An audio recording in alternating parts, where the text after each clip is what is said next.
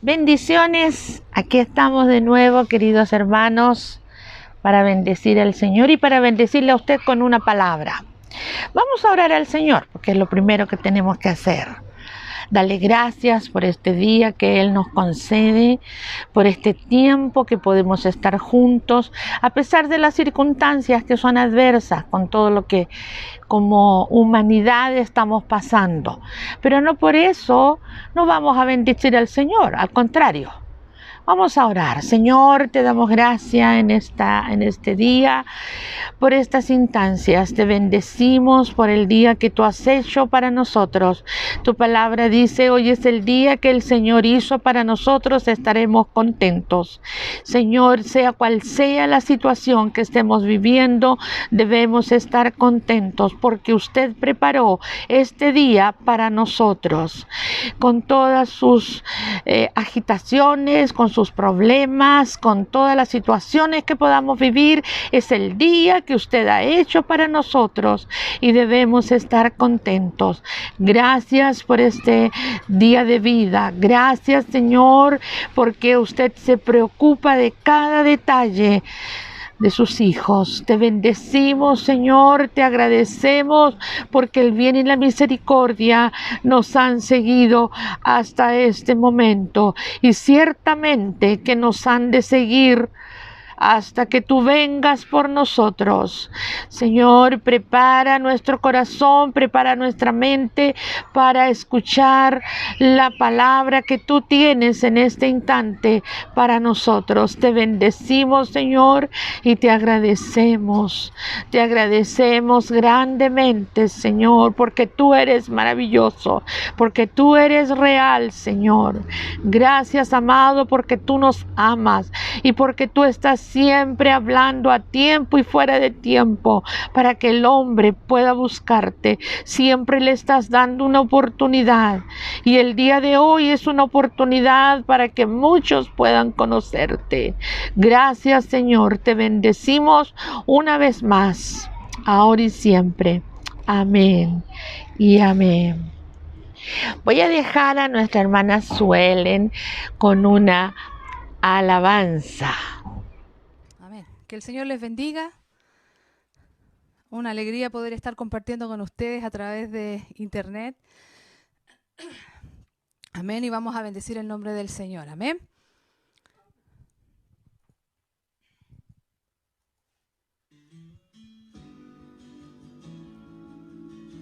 Amén. Él es nuestro Rey de gloria, Él es nuestro Rey del cielo. A Él bendecimos, a Él adoramos, a Él exaltamos con todo nuestro corazón.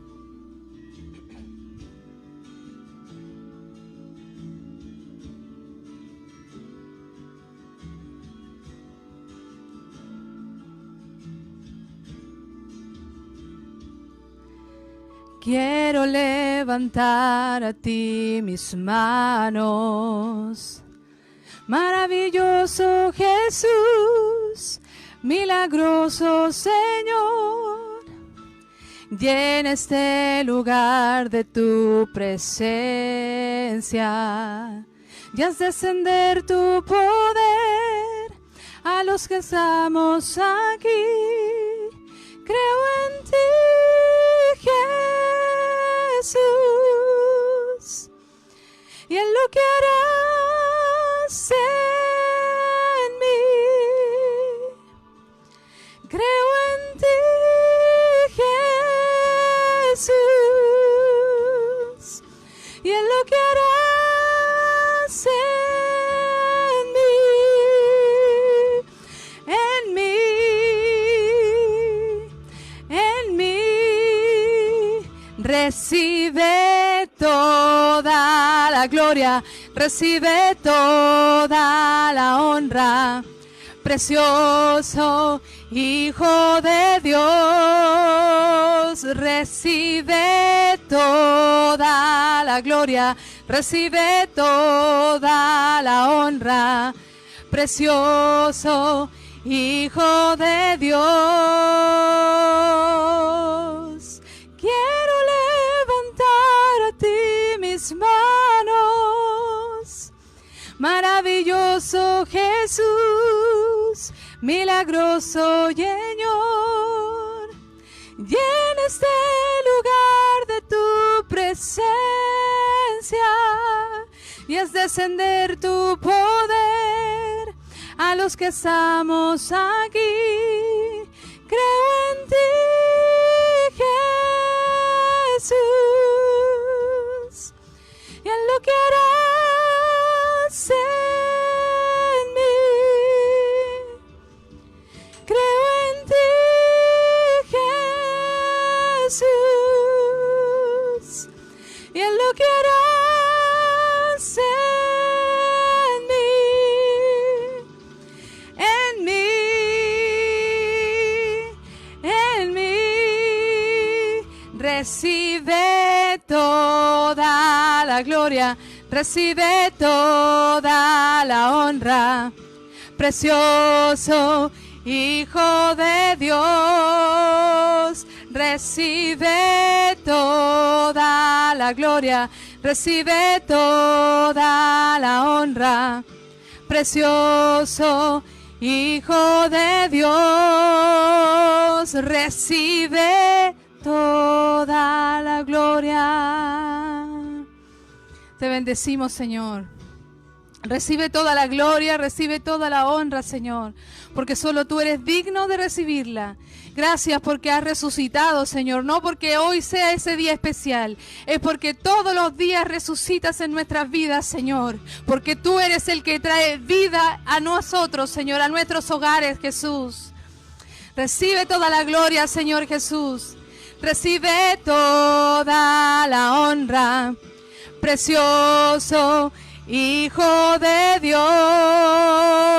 Recibe toda la gloria, recibe toda la honra, precioso Hijo de Dios. Recibe toda la gloria, recibe toda la honra, precioso Hijo de Dios. Recibe toda la gloria, recibe toda la honra, precioso Hijo de Dios. Recibe toda la gloria, recibe toda la honra, precioso Hijo de Dios. Aleluya. Recibe toda gloria, Señor Jesús. Recibe toda la honra, precioso Hijo de Dios. Aleluya. Creemos en ti, Señor Jesús, y en lo que harás en cada uno de nosotros, Señor. Aleluya. Te bendecimos, Señor. Gracias, Jesús. Gracias, Señor, por tu inmenso amor. Gracias, Señor, por tu presencia, Señor. Aleluya. Gracias, Jesús. Estamos de vuelta. Vamos a ir a la palabra. Quiero compartir con ustedes una palabra allí en Hechos, capítulo 17, versículo 30, que dice así: pero Dios, habiendo pasado por alto los tiempos de esta ignorancia, ahora manda a todos los hombres en todo lugar que se arrepientan. Parece fuerte, ¿no? Pero es Dios quien manda que todos los hombres se arrepientan. ¿Y por qué Dios está insistiendo en que el hombre se arrepienta? Simplemente porque Él viene pronto. Y si usted no se ha arrepentido, imposible que pueda irse con Él. Y yo deseo que usted se vaya con el Señor. Yo deseo que los familiares que aún no conocen al Señor le conozcan y puedan irse con el Señor. ¿Cuál es el deseo de Dios? Que se arrepientan. No es lo que yo quiera, no es cualquier voluntad.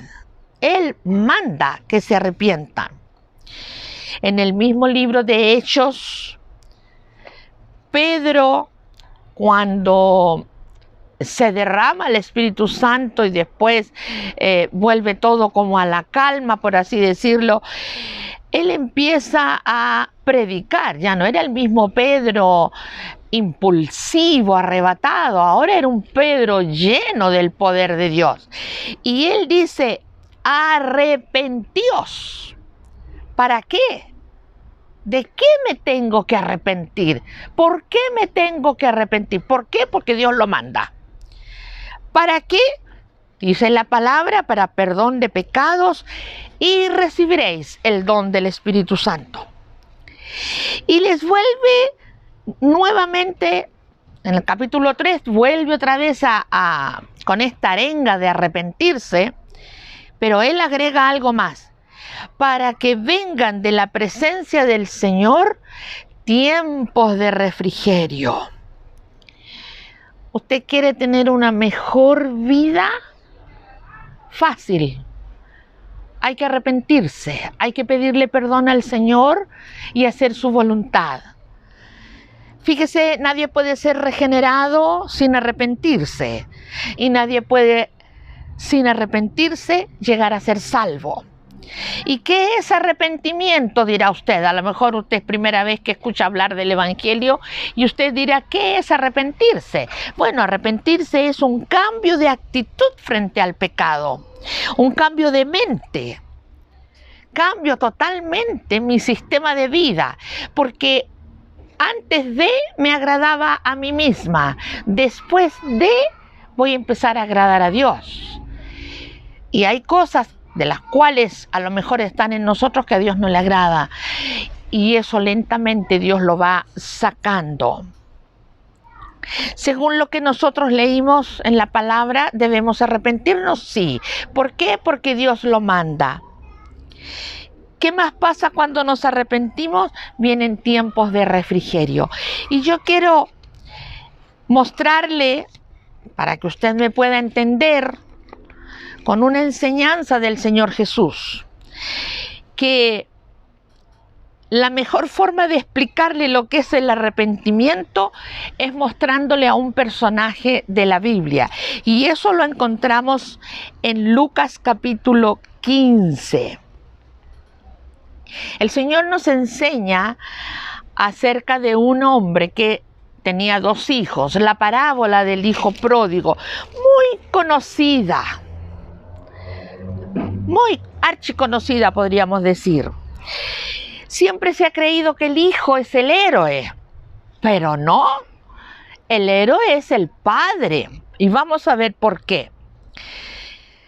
Casi siempre se toma como que el hijo pródigo es, o lo asociamos al no creyente, pero si analizamos bien la palabra, no es un no creyente, es uno que conoce. Pero que las circunstancias de la vida lo hizo alejarse de la casa del padre. Fíjese que él en la casa de su papá tenía todo. Todo. ¿Y qué hace él? Si usted conoce la historia o la lectura bíblica, dice que él pidió su herencia. Porque él quería experimentar, quería salir fuera de su casa. Toda la vida había estado metido en la iglesia, toda la semana, de lunes a domingo metido en la iglesia. Y este creyente quiere experimentar algo afuera. El padre lo deja, fíjese, lo deja. Y él pide la herencia que no se la había ganado, porque el que había trabajado era el padre, no el hijo.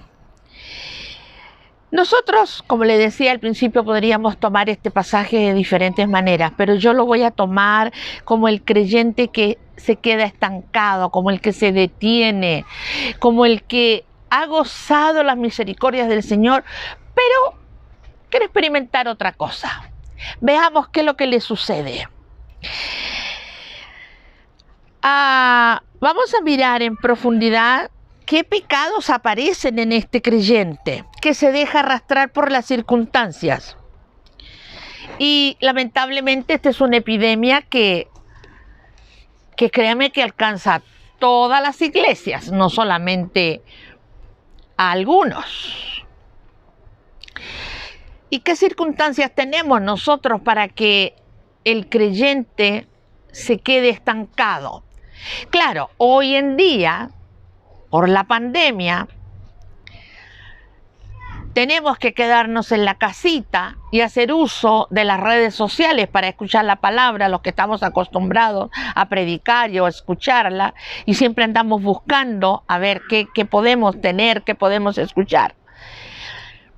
Pero cuando tuvimos el tiempo de estar en la iglesia, porque ahora todos quieren estar en la iglesia, ahora todos añoran estar en el templo, ahora todos quieren congregarse.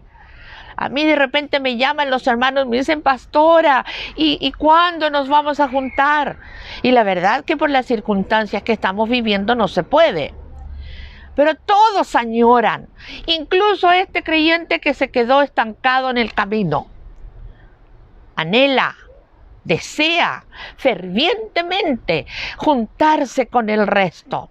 Yo echo de menos los hermanos.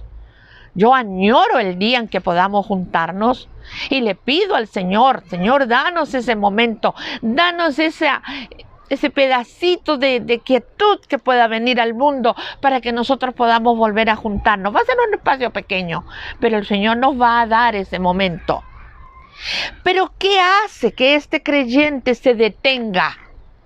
Vamos a suponer que no estamos en pandemia, pero ¿qué hace este creyente? ¿Qué le ocurre? Cuando nosotros invitamos a la iglesia a este tipo de creyente, tiene mil excusas.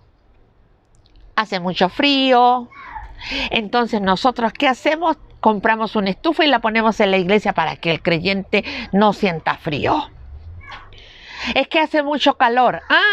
Invertimos en aire acondicionado o ponemos ventiladores para que no tenga calor, pero tampoco viene. Es que no me alcanza el tiempo. Es que tengo visitas. Es que tengo que celebrar el cumpleaños de mi mamá, de mi papá, de mi abuelo, de no sé, de un amigo. Es que tengo muchas... es que me falta el dinero también. Cambiamos lo efímero por lo eterno. En otras palabras, cambiamos nuestra herencia por algarrobas. ¡Oh, qué fuerte!, dirá usted. Bueno, eso fue lo que hizo el hijo pródigo. El hijo pródigo cambió su herencia, cambió el bienestar que tenía en su casa. Él tenía toda clase de comodidades. Vivía con un padre que lo amaba. Vivía en una regia casa, tenía servidumbre, tenía comida, tenía vestido, tenía todo. Y él cambió todo eso por algarrobas. Vamos viendo. ¿Qué pasa cuando el creyente se detiene y deja de asistir a la iglesia o a los cultos?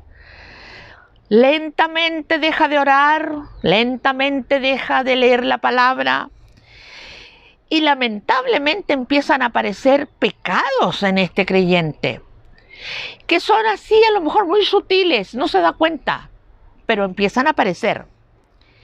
Primero, se vuelve egoísta. Y el menor de ellos dijo a su padre: Padre, dame la parte de los bienes que me corresponde. Y el padre le dio lo que le correspondía. No comparte con nadie. Yo no tengo, yo no puedo. Y sabe, este creyente siempre vive pobre. Sufre de la epidemia del no puedo. No tengo, no puedo, no sirvo. ¿Cuánto trabajó el papá para ganarse la herencia del hijo? Yo conozco personas muy trabajadoras que tienen empresa, tienen hijos, Y los hijos lo único que quieren es apoderarse de aquello. Pero resulta que no han trabajado un día para tenerlo. Y el que se ha sacado la mugre, como decimos nosotros los chilenos, trabajando, es el papá. Y aquí el que trabajó fue el papá. Pero el hijo le dice, dame la parte de los bienes que me corresponde. Será, dijo el padre, y se lo da. Entonces lo primero que aparece en este creyente es que se vuelve egoísta, es don todo para mí, yo nomás, el resto que se la arregla como pueda, pero yo quiero lo que yo quiero. Se pone obstinado, testarudo, no avanza ni deja avanzar. ¿A qué vas a ir a la iglesia? No vale la pena. Total, en la casa puedes ver igual.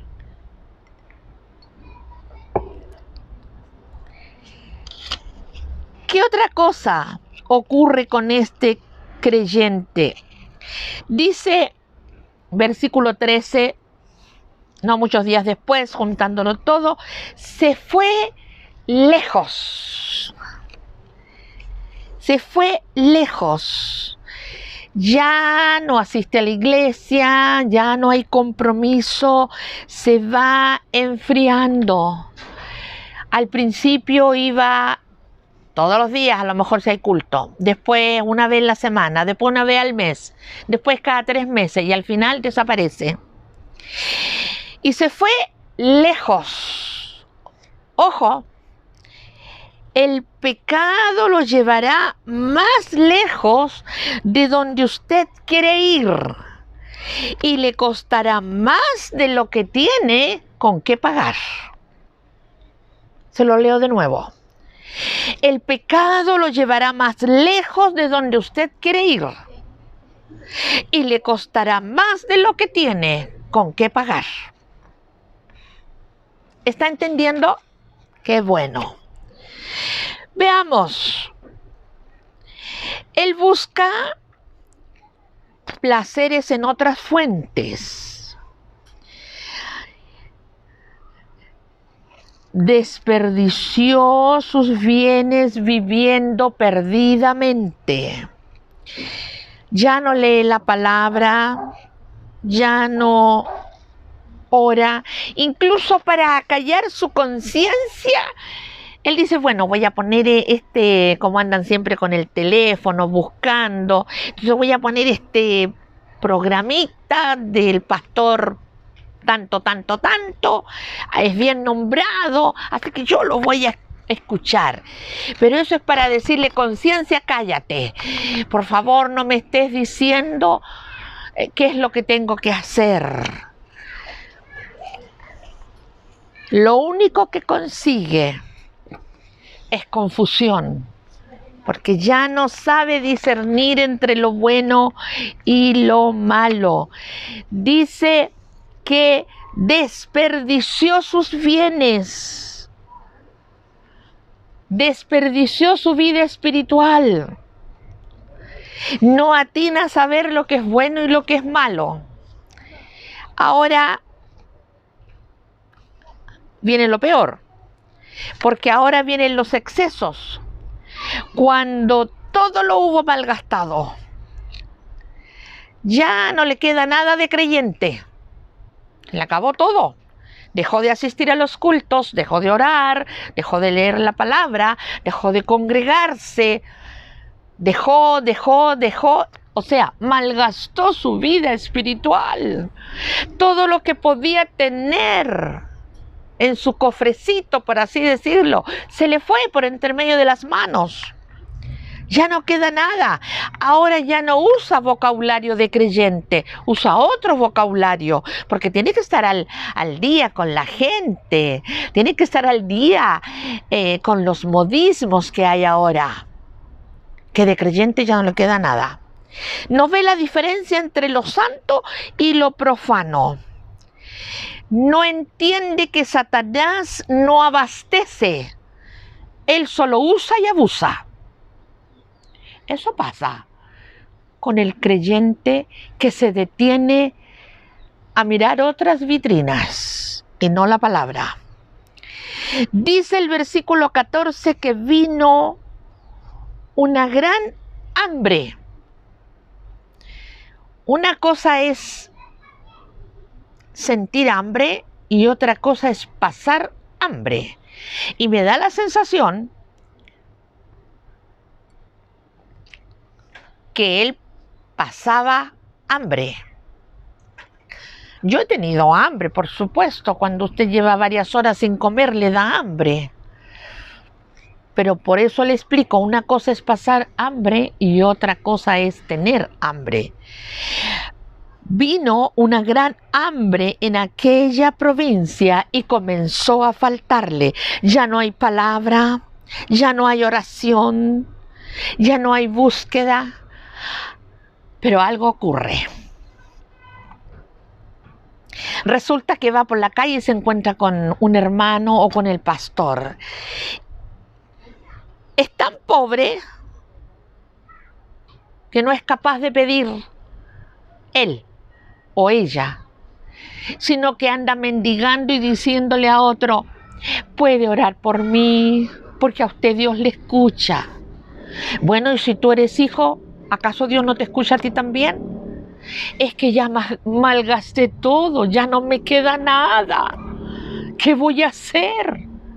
No tengo nada de nada. Entonces necesito que otro lo haga por mí. ¡Qué pena! ¡Qué pena! Lo más tremendo que en la casa de su padre siempre tuvo todo. En la casa de su padre, él no conocía la escasez, él no conocía la miseria, no conocía el abandono, no conocía el hambre, no conocía nada de esas cosas. Pero ahora que lo dejó, empezó a conocer ese tipo de situaciones. Hermano amado, tú que estás estancado, anda, dobla tu rodilla. Hemos dicho lo siguiente, que Dios es el que manda que todos los hombres se arrepientan. Es tiempo de arrepentirse, es tiempo de buscar a Dios.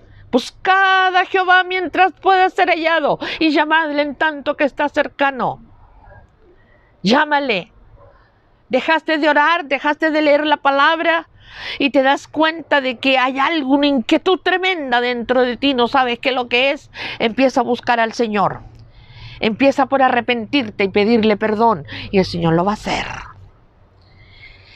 El versículo 15 y 16 dice, y fue, se arrimó a uno de los ciudadanos de aquella tierra, el cual le envió a su hacienda para que apacentase cerdos.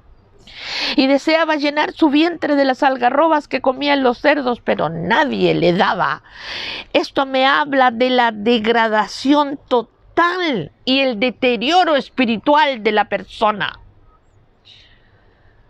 Si bien es cierto el trabajo, cualquier trabajo que usted realice es honroso, pero para un israelita era tremendo tener que estar haciendo el trabajo con los cerditos, con los puerquitos. Era horrible, pero no había otra cosa.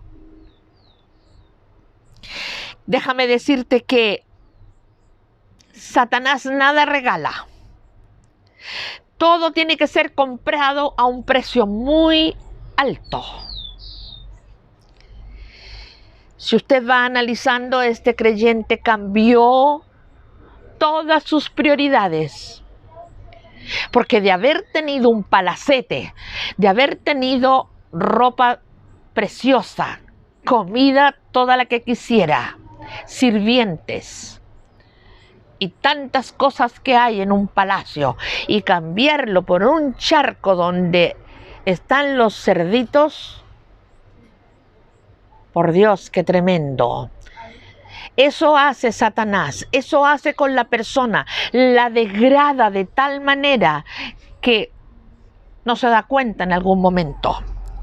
¿Y qué pasó? Este creyente cambió sus prioridades, cambió herencia por algarrobas, cambió prosperidad por miseria, vida abundante por hambre. santidad por un charco de inmundicia, vestidos por harapos. ¿Pero qué hizo el hijo pródigo? Él hizo algo. Dice la palabra que volviendo en sí, versículo 17, el único que le puede convencer a usted de pecado es el Espíritu Santo. Juan capítulo 16, versículo 8 nos habla a nosotros de que solamente el Espíritu Santo es el que convence de pecado, de justicia y de juicio. No hay otro. No hay otro. Por eso es que siempre estamos orando al Señor. Señor, toca el corazón de aquellos que aún no te conocen. Puede ser la mamá, el papá, el abuelo, el tío, el hijo o quien usted conozca. Yo también tengo familiares que no conocen al Señor y todos los días se los reclamo al Señor. Mire, hace algunos años atrás, yo creo que unos 20 años, un sobrino mío que es pastor, le dijo a mi madre: no cerrarás tus ojos sin antes haber visto a tu generación y a toda tu familia salva.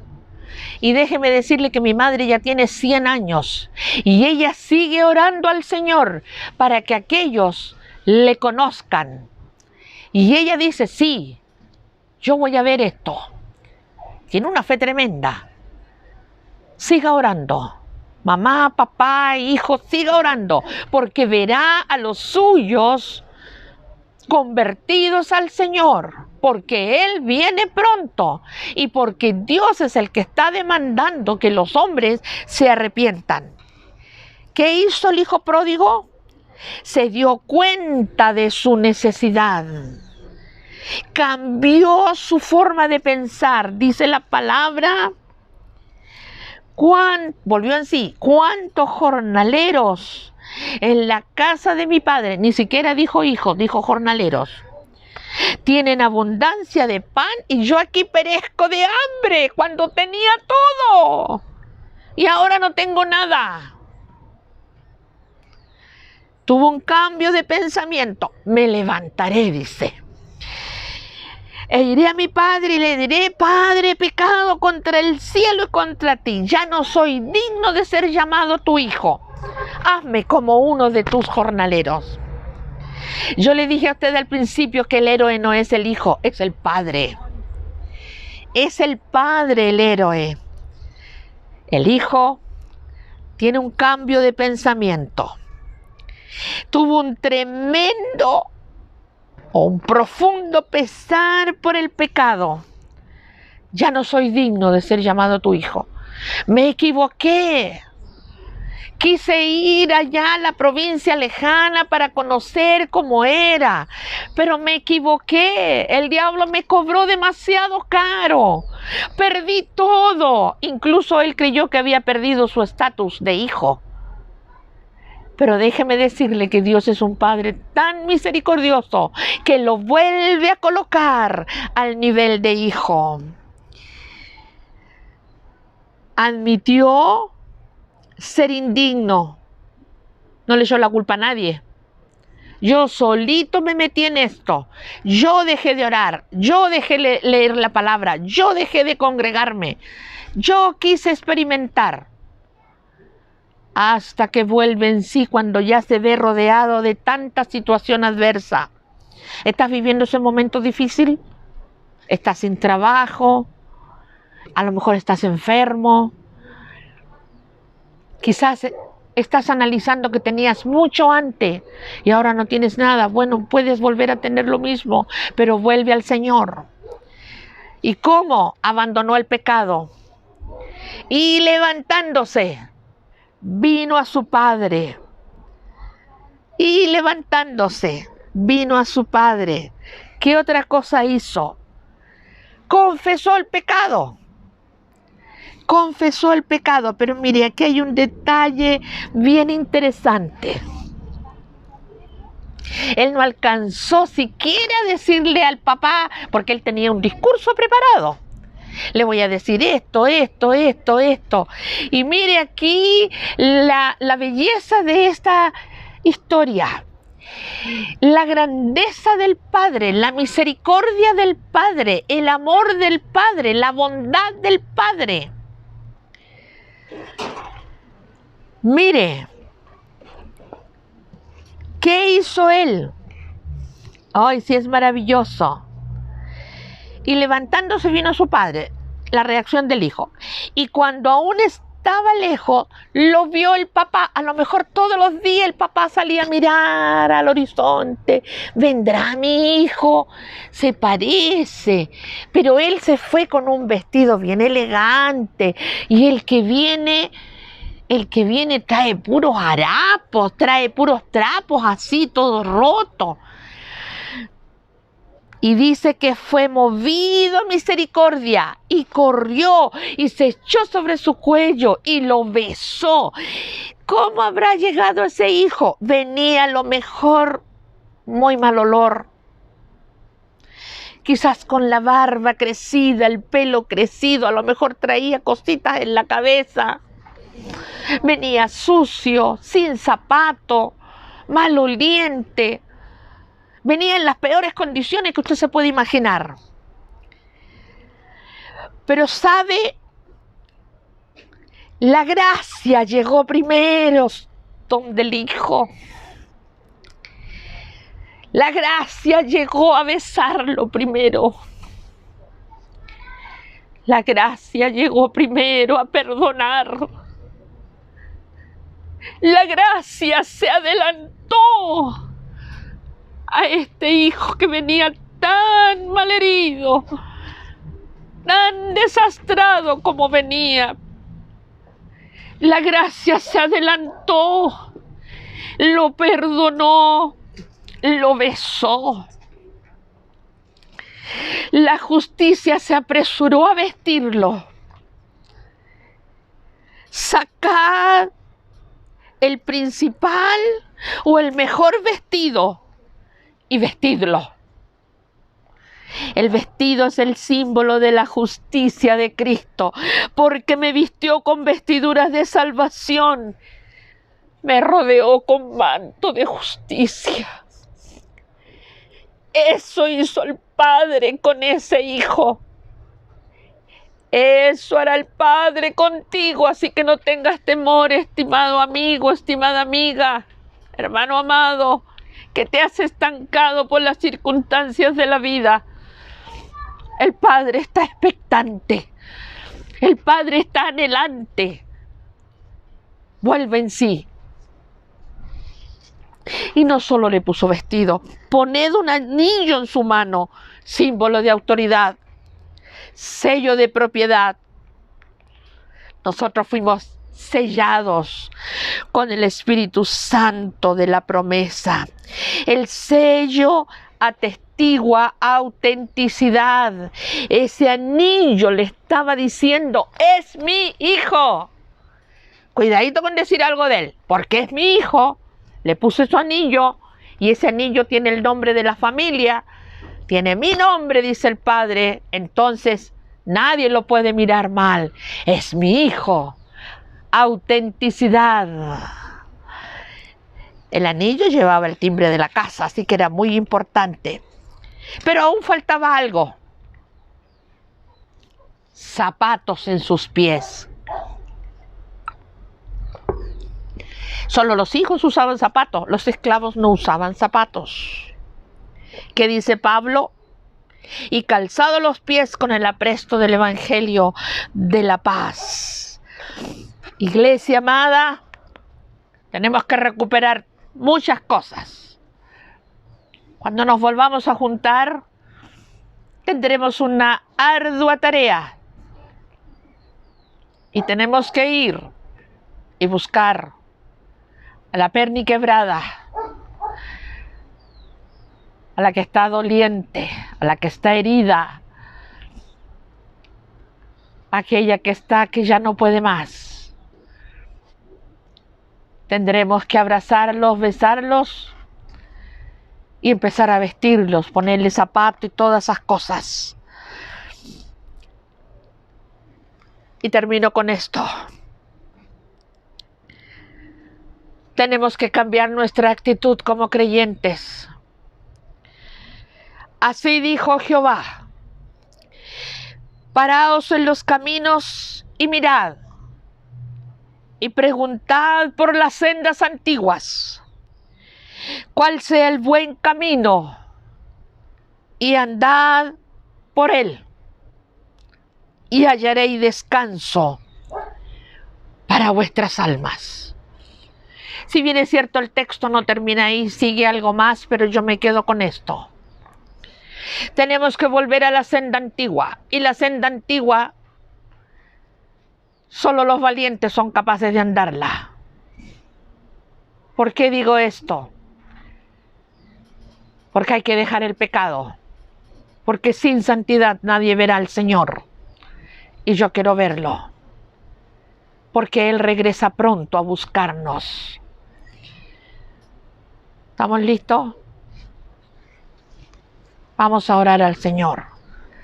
A lo mejor usted se siente como el hijo pródigo. A lo mejor ha vivido la misma experiencia traumática. Pero Dios derrama su bondad, su amor, su misericordia en este momento. La palabra dice: clama a mí y yo te responderé. Claman los justos y Jehová oye. Se perdió a lo mejor en el camino. El Espíritu Santo se encargará de que usted vuelva en sí. Vamos a orar al Señor. Señor, te damos gracias. Gracias por tu palabra. Porque tú sabes, Señor, cuál es el anhelo de mi corazón. Siempre predicar. Tú sabes, Señor, que amo la enseñanza. Amo el entregar la palabra. Señor, espero que muchos puedan escucharla, aunque me conformo con que uno vuelva al camino.